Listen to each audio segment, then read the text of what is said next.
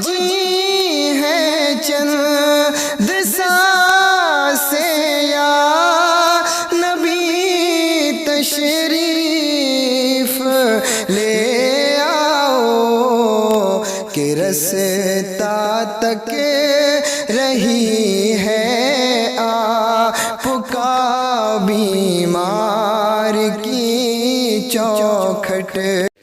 आज दस्तारबंदी भी होगी। 5 हाफिज कुरान माशाल्लाह इस इदारे ने अपनी कौम को दिए हैं।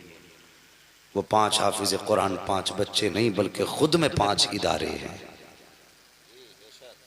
खुद में 5 इदारे हैं। आज गिनती में आपको 5 लगेंगे, कल जब ये कहीं बैठेंगे कुरान की खिदमत के लिए तुम देखोगे एक एक की दरसगाह से 50-50 हाफिज कुरान निकलेंगे। अल्लाह ताला इस मदरसे को सुबह क़यामत तक यूं ही फूलता फलता रखे। और जो इस मदरसे में पढ़ाने वाले मुदर्रिसीन हैं और इसके जितने भी मुआविनीन हैं, अल्लाह सबको दोनों जहान की नेमत बरकत अता फरमाए।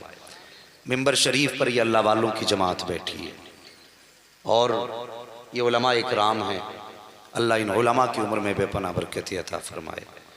और जो तलबा हैं, हमारे बुज़ुर्ग फरमाते हैं ये तलबा तुम्हारे बेटे ज़रूर लगते हैं लेकिन ये जन्नत के परिंदे हुआ करते हैं, ये जन्नत के परिंदे हुआ करते हैं। अल्लाह ने ज़िंदगी दी है, इनकी खिदमत में गुजार देना। मेरे नबी ने फरमाया या तो आलिम बनना या तालिब इल्म बनना या फिर इनसे मोहब्बत करने वाले बनना, इन 3 के अलावा मत बन जाना। अगर इन 3 के अलावा बने तो बर्बाद कर दिए जाओगे। इनसे दामन छुड़ा के भी साहिब गुजारा नहीं है। जिंदगी को अगर सुकून की गुजारना चाहते हो, कब्र की भी ठंडी हवाओं का इंतजाम चाहते हो तो कुरान से भी प्यार करो, कुरान पढ़ने वालों से भी प्यार करो। दिल के पपोले जल उठे सीने के दाग से, इस घर को आग लग गई घर के चिराग से।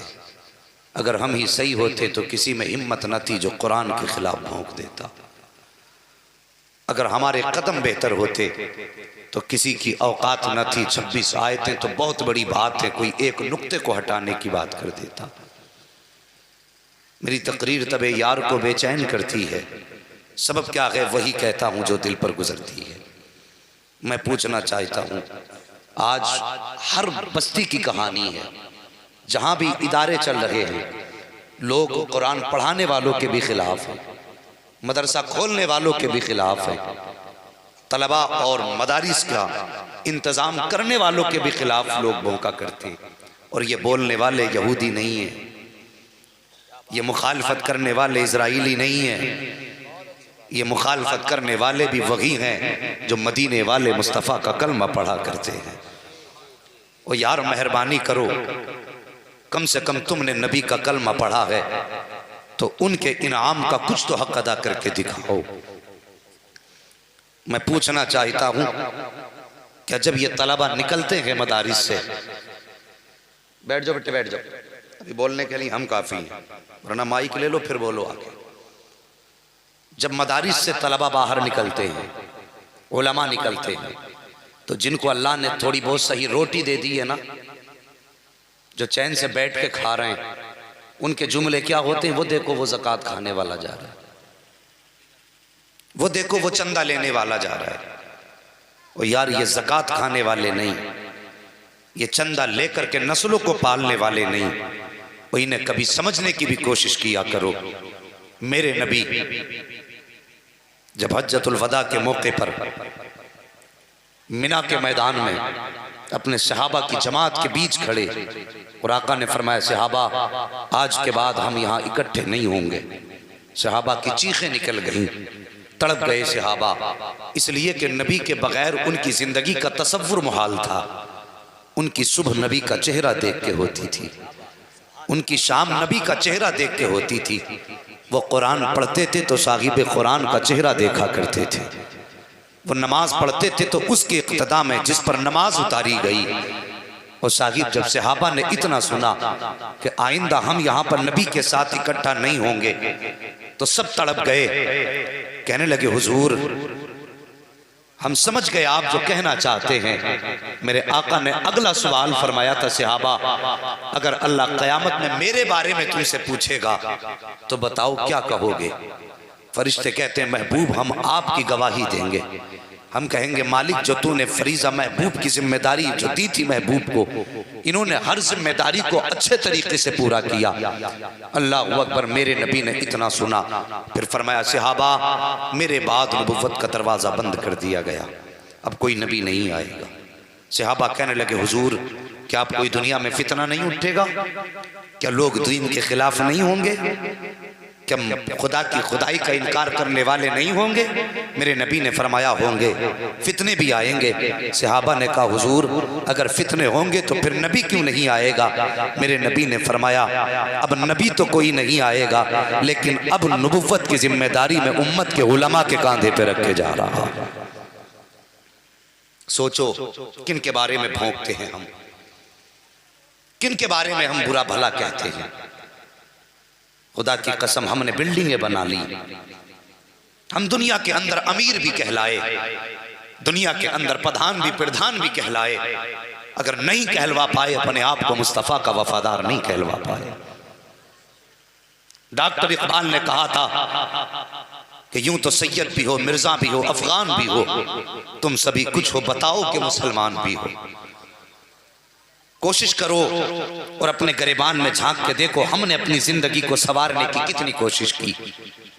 वो किसी ने गजलिया अंदाज में कहा था रात दिन मुत्तसिल कोशिशें, जिंदगी कैसे बेहतर बने, सारे गम जिंदगी के लिए और इसी का भरोसा नहीं।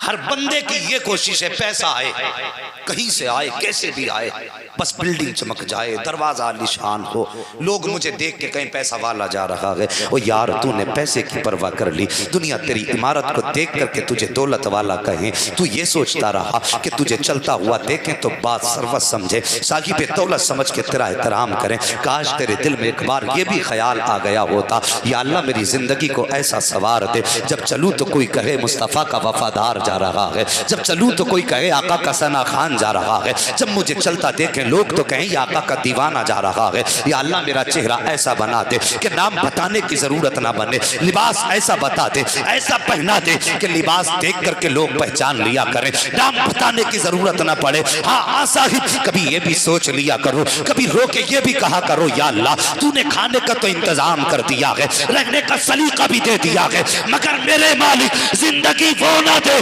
जिससे दुनिया खुश होती है, जिंदगी वो दे दे जिससे तू भी राजी हो, तेरा मदीने वाला महबूब भी राजी हो।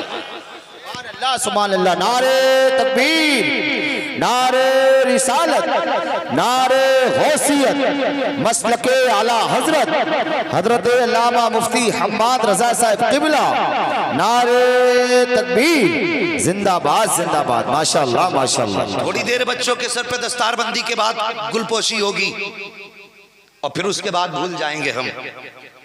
एक आम बात है कि 5 बच्चे हाफिज हो गए, भाई कोई बात नहीं 5 बच्चे हाफिज हो गए, इन बच्चों को पढ़ाने वाला कौन है? महाराष्ट्र साहब बच्चों को पढ़ाते कौन कौन है? कारी यूसुफ साहब माशाल्लाह, और मौलाना अहमद हसन साहब, 2 ही लोग पढ़ाते हैं, और आप तो माशाल्लाह हैं ही प्रिंसिपल साहब। तवज्जो करें एक बात, हजरत जरा तवज्जो करें, बड़ी कड़वी बात है लेकिन सच्ची बात है। इश्तिहार छपते हैं तवज्जो के साथ, ये सोशल मीडिया है, दुनिया सुनेगी, मैं चाहता हूं सुने, और मेरी बात गलत हो तो फिर मुझे पकड़ना। मैं 1 घंटे के लिए तकरीर के लिए आया, इश्तिहार में इतना बड़ा नाम दिया जाता है, यही है ना, इश्तिहार में इतना बड़ा नाम, 1 घंटे के लिए मैं आया, जिसने 5 बच्चे आधी रात को जाग करके और आधी रात तक बैठ करके दिनों रात की कोशिशों के बाद हाफिज कुरान बनाए, उसकी इश्तिहार में आप देखेंगे छोटे से कोने में जगह होती है। हर बंदा ये चाहता मेरा नाम चमक जाए, हर शख्स ये चाहता है मेरा नाम चमक जाए। मैं कहता हूं नहीं साकिब, मैं घंटे भर के लिए आया हूं। अगर मुझसे ज्यादा इज्जत के हकदार हैं तो ये लोग हैं जिन्होंने 5 साल तुम्हारे मदरसे में रह करके रातों की नींद कुर्बान की ताकि बच्चे कुरान से हासिल कर सकें। रात भर जाग के बच्चों को पढ़ाया ताकि बच्चे हाफिज कुरान बन सकें। रातों की नींद कुर्बान की ताकि इनके सीनों में कुरान उतर सके। और साकिब इनके साथ ये नाइंसाफी ना किया करो। अगर कभी मदारिस दस्तारबंदी के जलसे किया करें तो पहली कुर्सी उसके लिए डाली जाए जिसने बच्चों के सीने में कुरान उतारा है। दूसरी कुर्सी बोलने वाले के लिए हो। हाँ साहिब, मेरा इस्तकबाल बाद में करना, पहले इस्तकबाल करना है तो इनका करो जो रात भर जागते रहे, कुरान पढ़ाते रहे। मैं तो जाकर के सो जाऊंगा, लेकिन आज तक ये जागे हैं। जब तक पढ़ाएंगे, जागते रहेंगे। दुनिया इनसे बेखबर रही, लेकिन मदीने वाला इनके हक में हाथ उठा के दुआएं करता रहा। क्यों इनके साथ इंसाफ नहीं होता?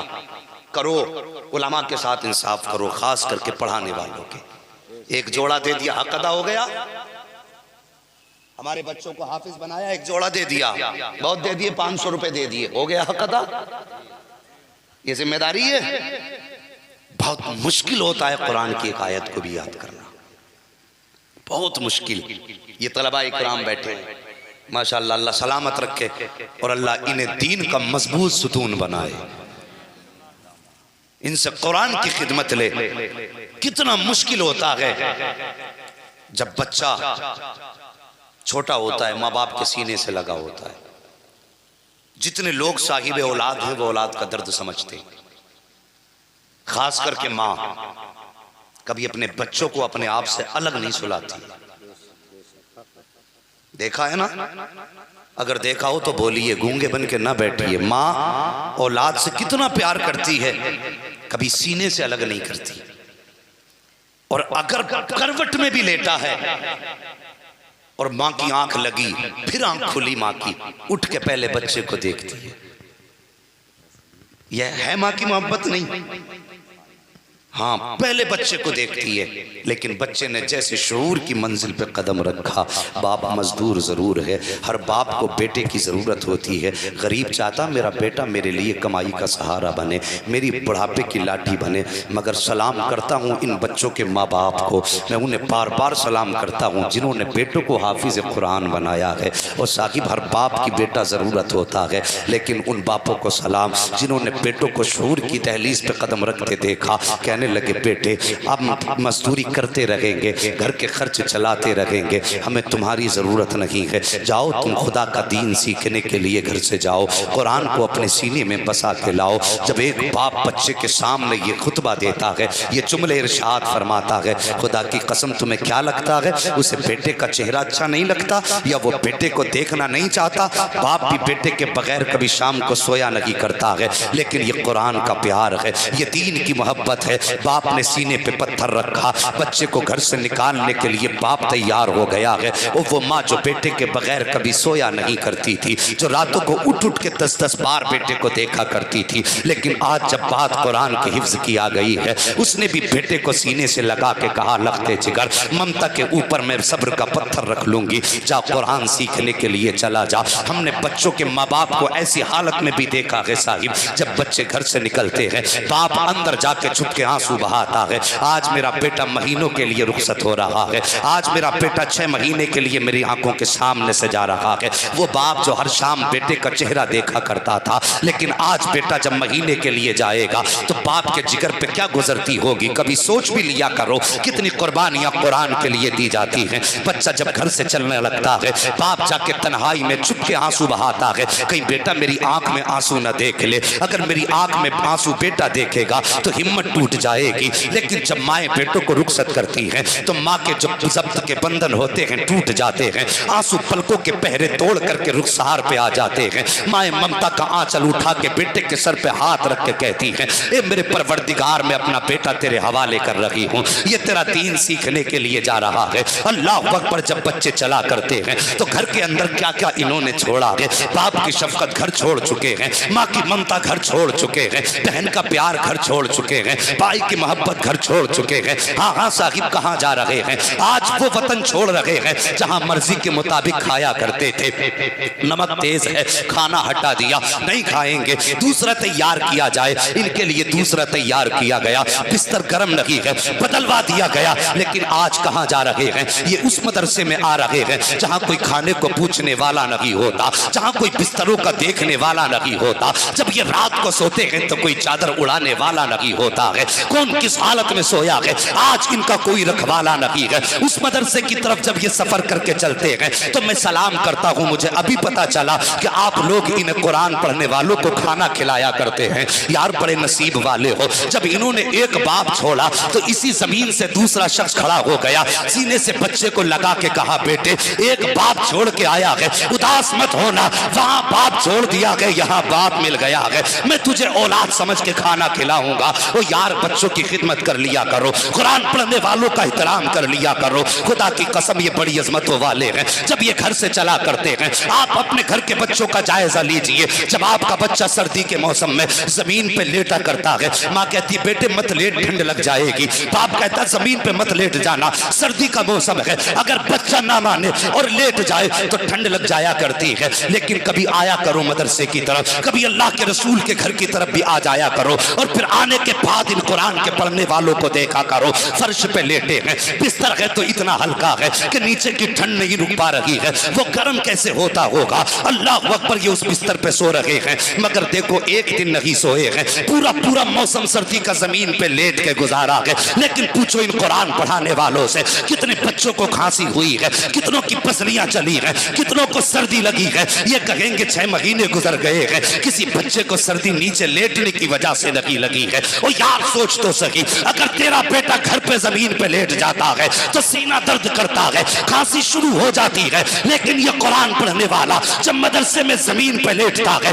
तो न इसे सर्दी सता रही है, न इसे ठंड नुकसान दे रही है। वो जानते हो वजह क्या है? घर में बिस्तर पे लेटे तब भी ठंड लगती है, मदरसे में जमीन पे लेटे तब भी सर्दी नहीं लगती। तो सुनो वजह ये है, जब तुम घर पे सुलाते हो, जो बच्चे घर सोया करते हैं उनकी हिफाजत माँ बाप किया करते हैं, और जो मदरसे में सोया करते हैं उनकी हिफाजत मेरे रसूल पाक किया करते हैं।